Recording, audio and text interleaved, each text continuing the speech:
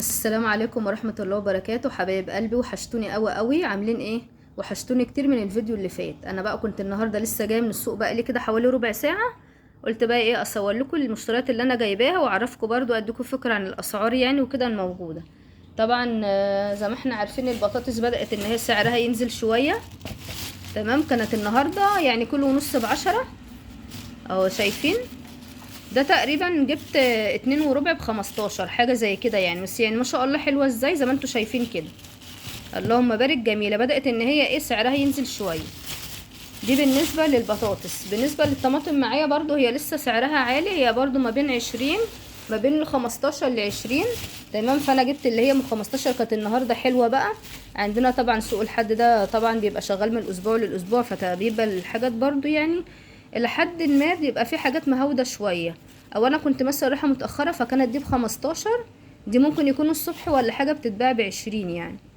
زي ما انتوا شايفين كده ب15، وما شاء الله برضو ايه جميله كويسه يعني. وعندنا الخيار لسه برضو ايه سعره برضو ب15، منزلش لسه برضو سعره زي ما هو. طبعا عشان انا برضو قلت لكم انا رحت يعني لسه جايه من شويه صغيره. فالحاجه برضو بتكون ايه نزلت شويه. فده خدته بقى ايه كان ب12، فخدت كيلو وربع ب15 او 12 ونص يعني، حسب لي كيلو وربع ب15 زي ما انتوا شايفين كده. بسم الله ما شاء الله اللهم بارك اهو ب15 يعني ايه كيلو وربع فيهم بركه شويه عن ما كنت الصبح مثلا اجيب كيلو ب15 او كده. يبقى انا جبت بطاطس وقوطه او طماطم وخيار.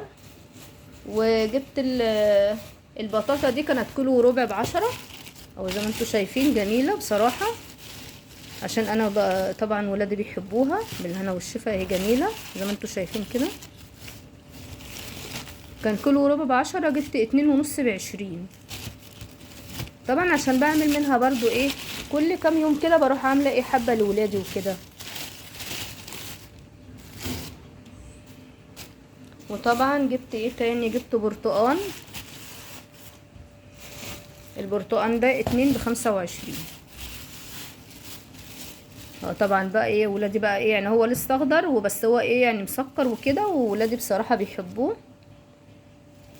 ولادي بيحبوه فقلت ايه اجيب يعني ايه نجرب برضو، حتى لو هو اخضر في نشوفه برضو ايه نجربه يعني. لو لقيناه مسكر وكده زي ما بيقولوا هنجيب ان شاء الله ايه كل شويه منه يعني، على ما ايه لونه يصفر كده ويبقى في اوانه يعني. والرز دوت الكيلو ب22 عندنا، وحبايته حلوه، بس الكاميرا طبعا ايه يعني فاتحه معايا مش عارفه برضه اوريكم حبايته قوي. ده الكيلو ب22. وجبت ده وجبت برضه الشعريه. والفرخه بقى عندنا ايه الكيلو ب72. كيلو ب72 النهارده. دي حوالي الفرخه دي حوالي ما شاء الله 2 وحوالي 150 جرام يعني، عملت بتاع 160 جنيه زي ما انتوا شايفين كده. ودي كانت مشتريات النهارده. طبعا انا كان عندي حاجات في التلاجة بس كنت برضو راحه اللي انا ايه ازود برضو، عشان انا بحب الخضار يعني بالزياده عندي. يا ريت بقى اللي بيشوفنا النهارده لاول مره يا ريت يعمل لي لايك ويعمل اشتراك في القناه ويفعل الجرس على الكل عشان يوصله كل جديد، واشوفكم على خير.